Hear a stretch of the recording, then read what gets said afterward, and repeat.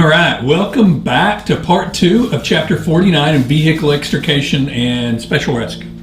Right, we left off, we were talking about making sure that we had the vehicle stabilized and to a point to where that we could begin rescue operations, or begin extrication operations, and that's where we're going to pick up. So the first thing that we want to try to be able to do, or one thing we want to try to do, is just see if we can open the door. So one of the ways we can get access to the patient is to be able to open the door. I've seen vehicles with significant amount of damage and the door still be able to open. And I've seen vehicles with not very much damage and the door is jammed shut. But we always want to try that. Always try to see if you can make sure the door is unlocked. Of course, if there's no battery and it's all electronic, then you're probably not going to be able to get it to unlock. Some doors on vehicles, when you pull the inside handle, will unlock the door, but not all of them. They're not all designed the same way, so you might have to try a couple of things just to make sure that that door is not locked. Is the reason why that it won't open. To break tempered glass, target the side and the rear windows as they break more easily. So the the side and rear windows are all made of tempered glass, and they're designed in such a way to where that they shatter and they don't leave jagged edges. The windshield, on the other hand, is really 2 layers of glass that has that's laminated with a rubbery substance in the middle of it that's supposed to hold that windshield together as much as possible in an accident. The side windows will shatter into little cubes of glass. The front window is going to shatter and break, but it'll hold together for the most part. So we're not going to try to enter through the windshield because, like I said, it's laminated glass and can't be broken with one of those little spring-loaded center punches like the tempered glass can. If you got a spring-loaded center punch, you just go up to one of the bottom corners of that window and just pop it with that thing, and it'll just shatter the whole thing. It usually works better down by the corner of the window where there's some backing support, like there would be in the corner, or any one of the corners or up close to the edge of the window. In the center of the window, it may not work as well. And also, if it does break in the center of the window with the pressure you're putting on it, your hand may go through the window. If it's tinted glass, then that window tint's going to kind of hold the glass together, and you're just going to put a nice hole through there and maybe cut yourself in the process. So you want to be cautious with that when you're doing that. That's why we usually go down at the bottom edge of the window when we're doing it. When you're breaking one of those windows, try to get one close to the patient if possible, and place a blanket over the patient beforehand if you can. It may not always be possible. Wear PPE when breaking windows. Lower windows as far as possible before breaking the glass. Always aiming for a low corner and giving other personnel verbal warning before you go breaking something, especially if they're in the car. After the window's broken, use a hand tool to clean out the remaining glass. To properly break tempered glass, as I've mentioned, you want to use one of those spring-loaded center punches. There's a skill drill for that. 49.1 is the first skill drill in this chapter. So if you want to go take a peek at that, you're welcome to. It'll give you an idea of what I'm talking about when I'm talking about one of those spring-loaded center punches to do that, and it'll show you how it's done. Once the glass is out of the way, try to unlock the door again. You may have to try to, as I mentioned, try to release the locking mechanism, and then maybe try the inside and outside door handles simultaneously, which may open a jammed lock. If you can't gain access, we're going to need some heavier tools and some more trained personnel to be able to pop that door open to get them out. We can go ahead and begin providing initial medical care by assessing and managing the ABCs from wherever the patient is within the vehicle.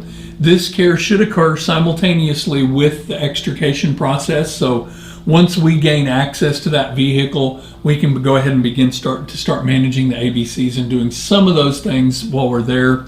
The goal of disentangling the patient is to remove all the sheet metal plastic from around the patient, but not to cut the patient out of the vehicle. We want to remove the vehicle from around the patient and not cutting the patient out of the vehicle. I know it sounds a little weird, but literally we're going to pull the vehicle away from the patient.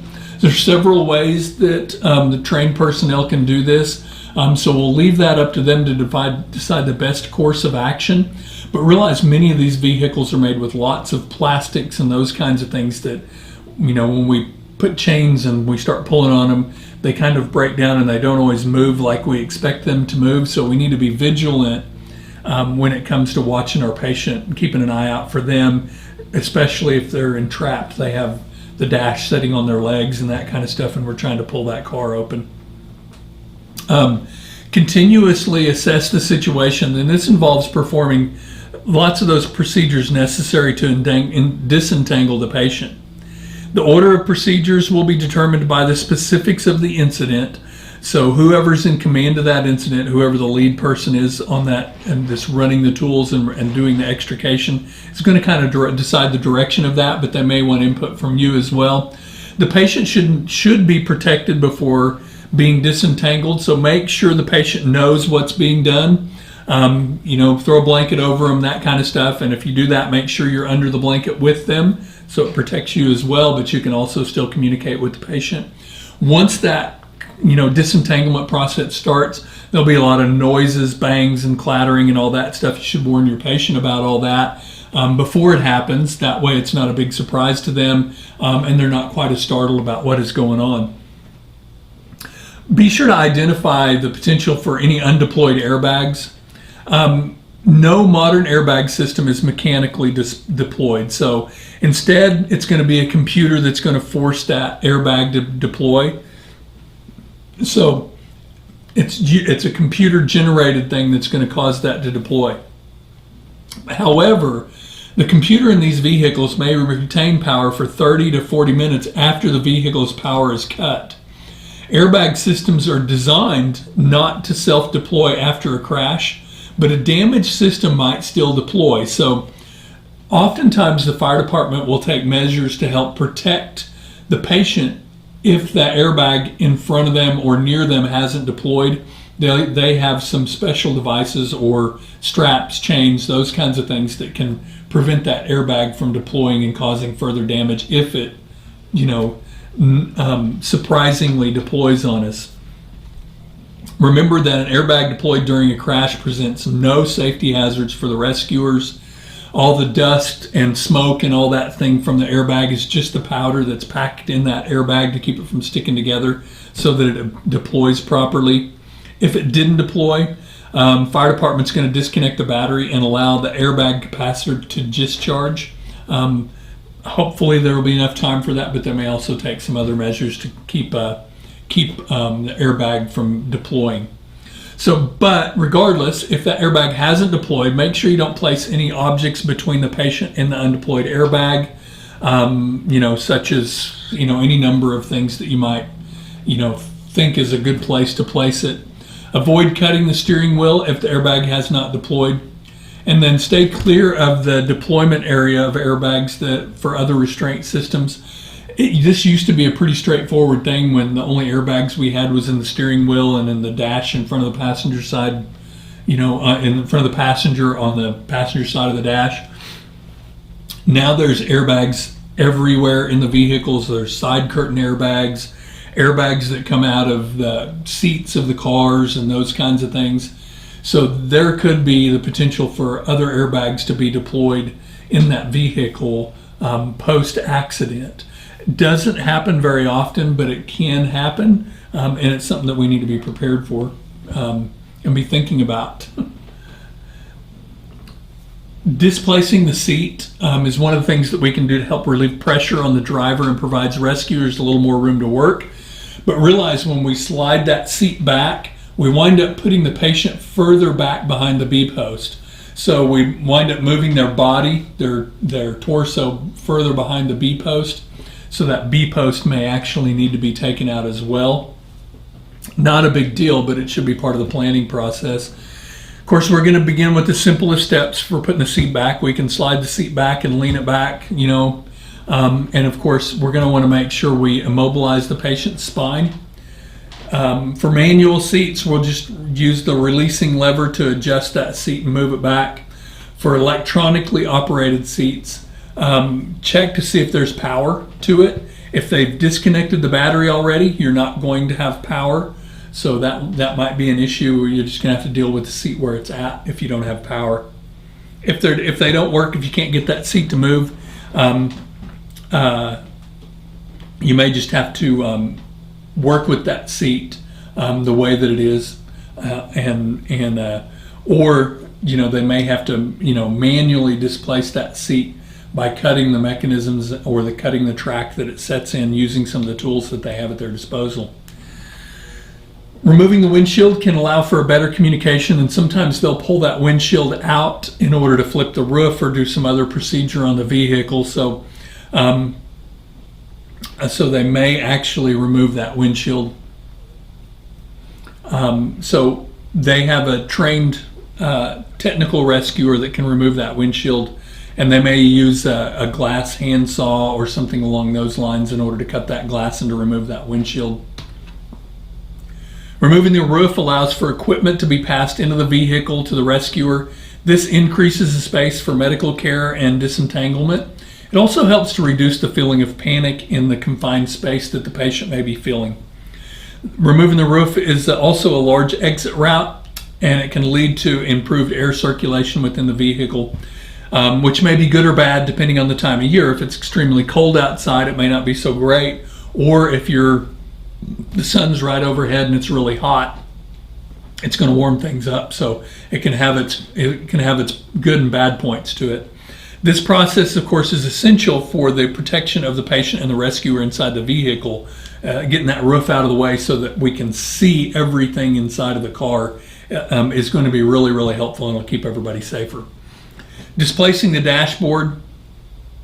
This uses the dash roll technique, and we can kind of see that here. This isn't a really great example of it. This one is where they use the hydraulic ram, and sorry, that picture's covering up a little bit of the text, but this is using a hydraulic ram there. Well, they'll use a couple of different ways where they might, roll the dash a couple of different ways, but usually they'll make a cut on or about the location of where the B post is, right about where that cribbing is, and then they'll roll that dash, or they'll make one maybe up closer, to the kind of where the footwell is, right where the crease of the fender and the door kind of meet. So they'll make that cut in a couple of different places to try to get the body of the car to open up and to get that dash to come off of there. So they can do it a couple of different ways. It's, depending on the tools and the resources that they have in the situation that they're dealing with.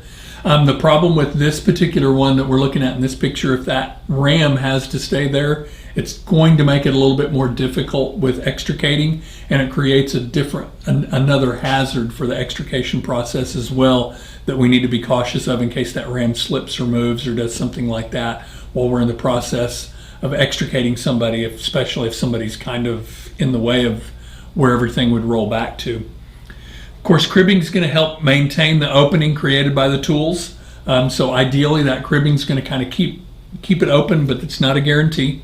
Of course, only trained personnel are going to be able to do this dash roll technique because it does require specialized equipment and knowing the structures of the vehicles and where and what to cut.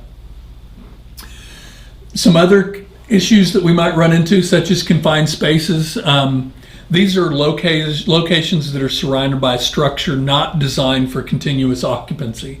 So when we're talking about a confined space, this is not a living room or somewhere like that. It's not a livable space. They have limited openings for entry and exit and can occur in farm, commercial, and other industrial settings. Any number of places that they can have this in construction or anywhere. Examples are going to include car trunks, grain silos, industrial pits, below ground structures, cisterns, well casings, and even septic tanks. I'm not really sure why let's hope it was an unused septic tank that someone gets in. I wouldn't want that call.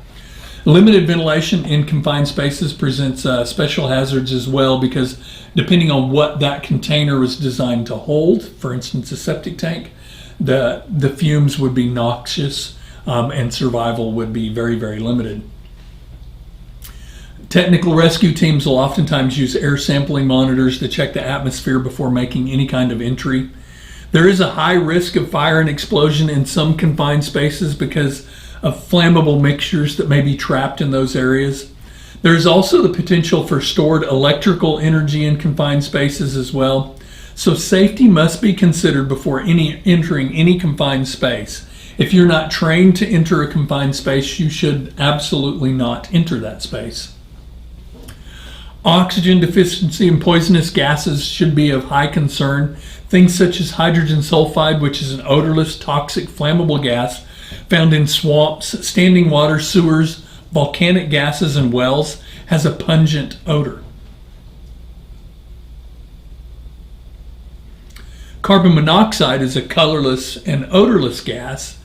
Odorless and tasteless. I'm not really sure how you would taste carbon monoxide gas that is undetectable by normal senses. Even a small amount of carbon monoxide can prevent red blood cells from transporting oxygen, leading to headache, nausea, disorientation, and loss of consciousness. Carbon dioxide is a colorless gas associated with asphyxiation risk. It's found in fire extinguishers and produces a sour taste and a stinging sensation in the nose and mouth. Methane is not toxic but will cause burns if ignited. It is used as a fuel from natural gas fields or made from fermented organic matter. Ammonia is a toxic and corrosive chemical with pungent odor that raises in the upper atmosphere and confined spaces. It is found in some household cleaners as well. Nitrogen dioxide is a red-brown gas with a sharp, biting odor, prominent in air pollution and toxic inhalation instances. So these are all possibilities that can be of gases that can be found in confined spaces. So the safe approach is to gather information from bystanders and assume an immediately dangerous to life situation. Always assume that the atmosphere in that confined space is deadly. Don't make an entry prior to atmospheric monitoring and making sure that that atmosphere is safe. When assisting other rescuers, we can help by giving a situational report, comparing observed conditions with those reported, and determining if they have changed at all. Share the following information with the rescue teams that are arriving on scene. Give them the scene size up, the description of any rescue attempts, exposures, hazards, extinguishment of any fires, facts and probabilities of the scene, status and resources of the fire company, identification of any hazmat substances present, and a process evaluation. You may be asked to assist by bringing rescue equipment to the scene, maintaining a charged hose or line, or handling crowd control. So there may be some areas that you may be asked to fill in on and assist in certain situations. Trenches, on the other hand, are unstable and prone to further collapse. Patients should be carefully dug out after shoring has been stabilized in the excavation site. Vibrations or additional weight may cause secondary collapse. A spoil pile is also unstable and may collapse if too close to the excavation site.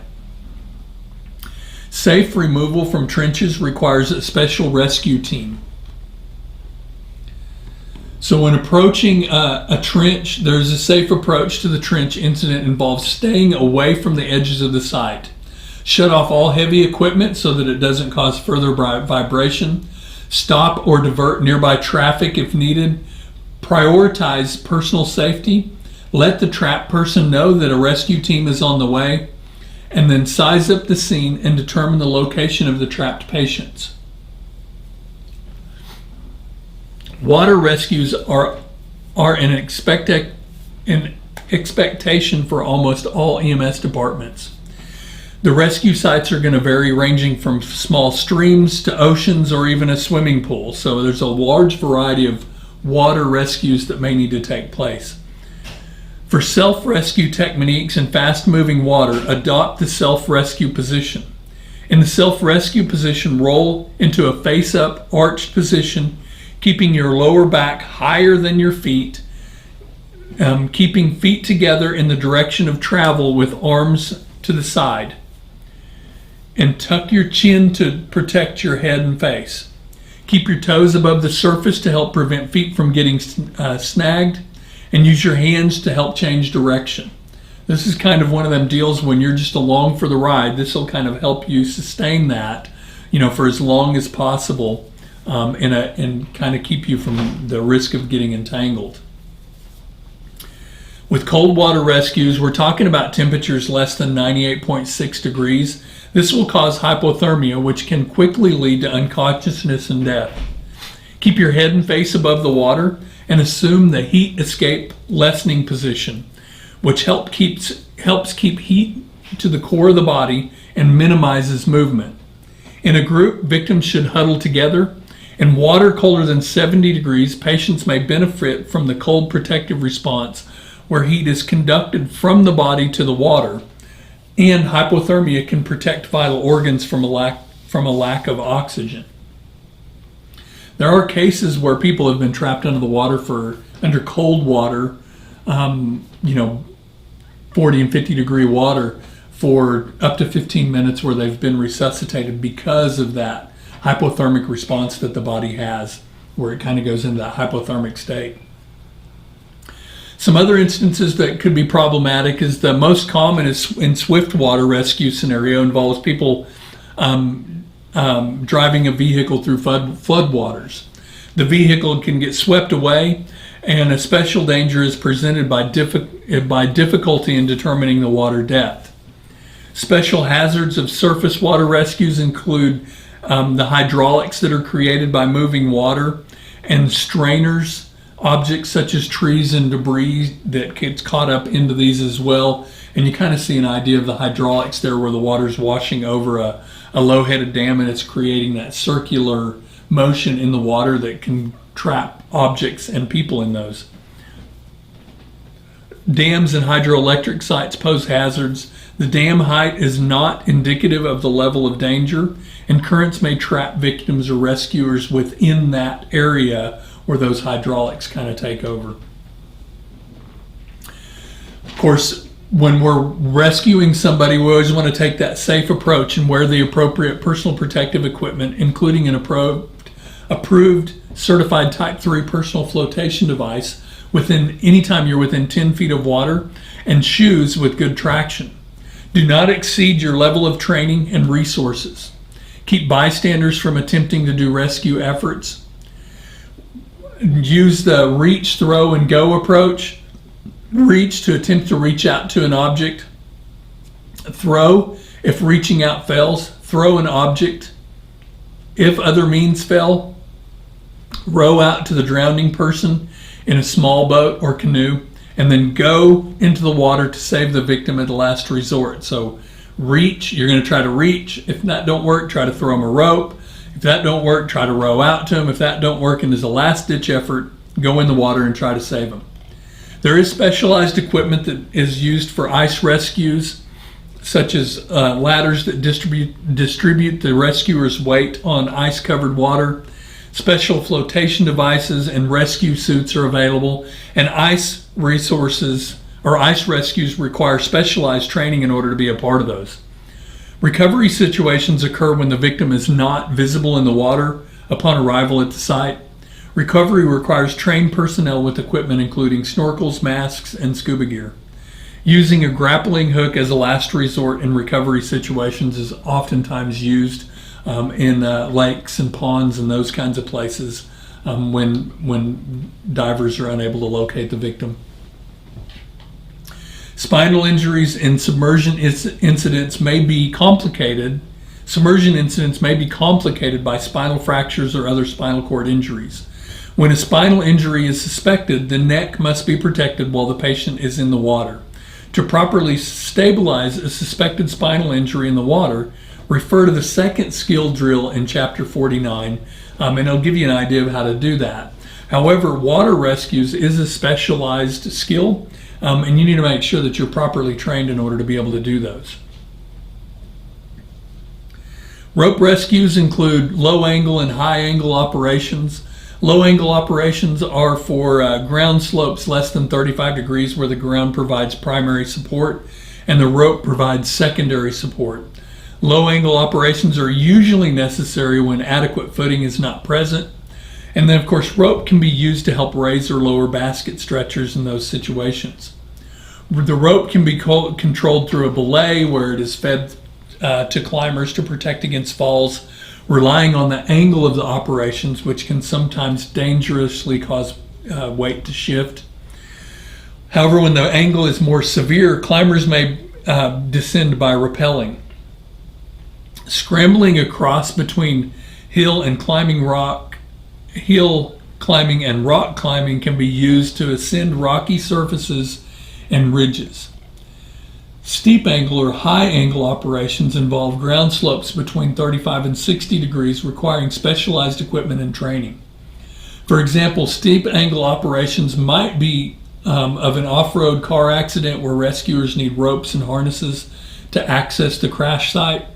High angle operations involve ground slopes more than 60 degrees where rescuers and patients depend on the rope completely for support and not a fixed surface.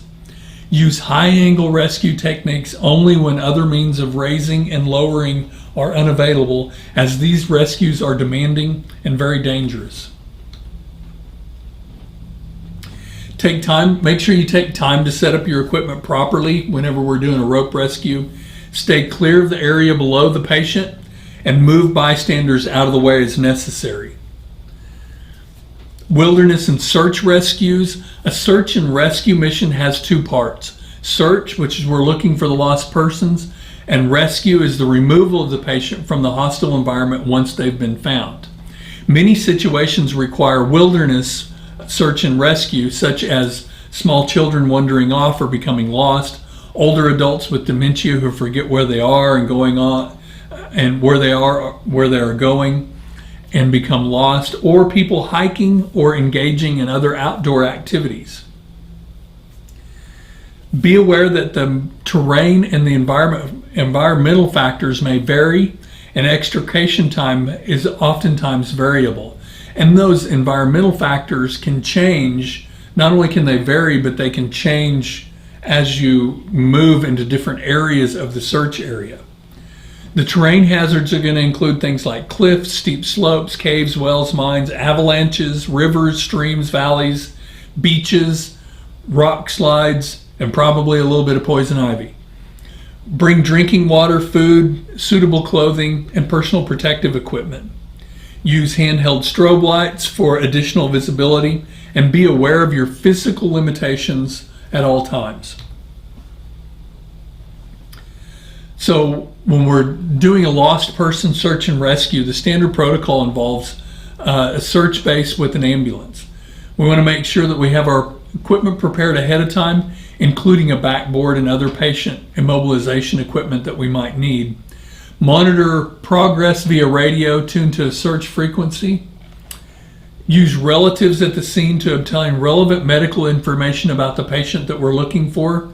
Keep the radio volume as low as possible, as the incident commander is authorized, as only the incident commander is authorized to update the family, so you want to be careful with what information you send out over the radio. Safe approach involves distributing equipment evenly among responding personnel. Keep to a pace that allows personnel to stick together, and consider relocating the ambulance closer to the patient whenever possible or whenever feasible. When responding to structure fires, it's important to determine, while you're on your way there, to determine whether there is any special route that is needed. Maybe there's a particular staging area that the incident commander wants you to park in. Determine if there are injured patients at the scene or if you're just simply going to be there on standby. Of course, the safe approach to a structure fire is to stay with the ambulance because that's where everybody's going to expect you to be. Remain present even after the fire is out, as firefighters may become injured during the salvage and overhaul operations. Do not leave the scene unless you are transporting a patient or have been released by the incident commander. Agriculture and industrial rescues. It's a good idea to visit some of the local farms and industrial plants to learn about their equipment that they use, how it operates, and how an operator can become entrapped or injured by it. Over time, protective shields and guards may be damaged or removed. causing hazards that can open up pinch points, wrap points, shear points, crush points, and even pull-in points. The majority of U.S. farms are not subjected to inspection by the Occupational Safety and Health Administration, so there is a very good likelihood that there'll be a lot of hazards in those agricultural settings. Of course, the safe approach is going to require mastering the use of cribbing. Large voids will need to be shored up, and suitable platform for lifting may be necessary. Farm machines are made of strong steel and cast metal and may have to be taken apart to more easily than they can be cut, meaning tools designed for vehicle extrication may not work, and sometimes you have to bring in heavy equipment to be able to lift and move these pieces of machinery. If necessary, call for a special agricultural rescue team. And it's always helpful to kind of isolate the injury site and study the machine closely before you make any attempts to try to move it. Determine any alternative methods for disentangling the patient. Assess the patient while rescue personnel plan for disentanglement, and be aware of the differences between industrial and farm settings. In industrial settings, co-workers may be able to halt machinery and begin extrication. In farm settings, farmers typically work alone, meaning there's no one to call EMS, which can lead to a lag time between injury and the receiving of medical treatment. Tactical emergency medical support. If an incident becomes a tactical situation, law enforcement may call in the Special Weapons and Tactics Team, or SWAT. Many SWAT teams now includes specially trained EMS providers working in partnership with law enforcement. Tactical paramedics receive additional training to provide medical care in tense, perilous situations. They wear the same personal protective equipment as law enforcement officers, including body armor, ballistic helmet, and eye protection. Tactical EMS personnel carry a compact special medical kit designed to handle traumatic injuries, such as bleeding without impeding movement. A complete set of advanced life support medical gear is available in the warm zone once the patient is removed from the hot area. The main duty of the tactical paramedic is to provide immediate medical care to persons injured during an incident. This often occurs before the incident is declared safe for other personnel to enter, hence the need to have these specially trained paramedics. If you are not part of the specially trained tactical EMS team, follow these tips when responding to a tactical situation. Turn off the lights and sirens as you approach the scene. Request direction from the incident commander when you arrive at the outer perimeter of the scene. A law enforcement officer will guide you to a shielded and protected area. As you exit the ambulance, stay low and remain near the site of the vehicle unless you're directed to go to another place of safety. Do not turn on the vehicle's outside speakers. Turn down the volume of any radios you are carrying. Do not look around the sides or over the top of any buildings or structures that may be shielding you. Stand by at the staging area to treat and package injured patients after the SWAT team or other law enforcement officers have evacuated them. When you're ready to transport a patient, ask law enforcement officer to notify the incident commander. Leave only after the incident command has verified that it's safe to move the ambulance. As you exit the scene, follow the specific route indicated by the incident command or law enforcement officer assigned to guide you. So, patient care, the assessment of many medical and trauma conditions during rescue process is what needs to take place. One of the things we have to watch out for is compartment syndrome, and this occurs when the chest, abdomen, or lower limb or other extremity is compressed for 4 to 6 hours. This syndrome elevates pressure and reduces blood flow, resulting in oxygen deprivation and anaerobic metabolism in those tissues. Pressure can also break down cell walls, allowing leakage of metabolic waste and intracellular fluid and electrolytes. When pressure remains, bleeding is typically well controlled. and the leakage of cellular materials remains localized. When that pressure is released, blood pressure plummets, bleeding can resume, and toxic materials are often released into the bloodstream. The mass release of potassium can affect heart rhythms and may produce pronounced peak to T waves on an EKG. To treat patients with positive pressure ventilation and administration of sodium bicarbonate, calcium chloride, and fluid boluses. Pain management use both pharmacological and non-pharmacological methods to manage pain. Non-pharmacological methods are going to include things such as splinting, patting, gentle handling, and talking to patients to create a distraction during the assessment. Pharmacological treatment for pain control should be considered according to the medication's indications, relative and absolute contraindications, and possible side effects, as well as falling within the protocol guidelines. Here's a list of some basic medical supplies that should be carried in an off-road emergency medical pack. And these are all small enough and in small enough quantities that it's relatively easy to carry and it's not too burdensome. But it just kind of gives you an idea of what should be carried, if you're doing some kind of an off-road remote rescue. Here's a couple of kinds of stretcher baskets, also known as, commonly called a Stokes basket. It's just a rigid frame structure which the patient is secured.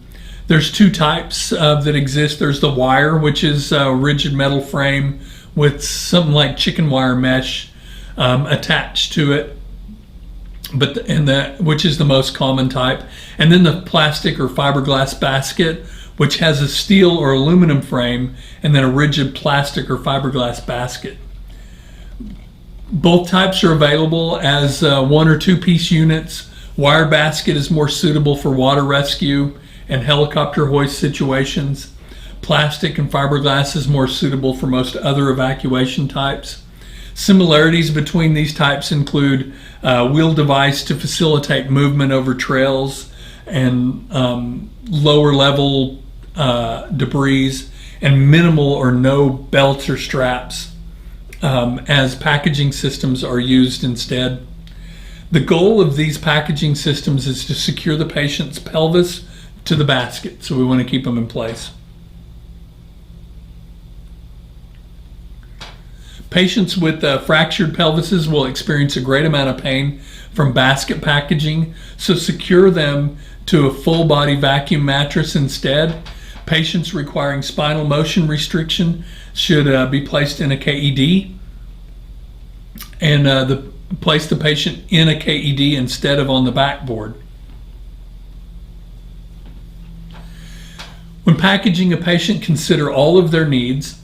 Set up and secure a portable oxygen tank, ensuring tubing for the mask and cannula is secure, and monitor the amount of oxygen that is in the cylinder.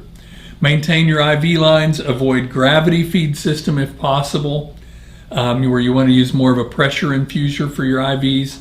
Keep the patient warm and provide head and eye protection throughout the rescue procedure, and consider using a KED device or some combination of those KET type device in those narrow spaces that we're going to be doing patient extrications. And all right, there we go. That's the end of chapter 49. I know that's nothing earth-shattering. Most of what's in that chapter, many of you have already done.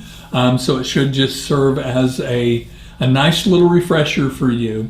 Those with a little bit more limited experience that maybe has not experienced some of those more technical rescues that were discussed, hopefully that will kind of give you a little bit more information and refresh some of the things that you learned from EMT, and maybe get you considering taking some more advanced rescue classes, if you want to be a part of some of those teams.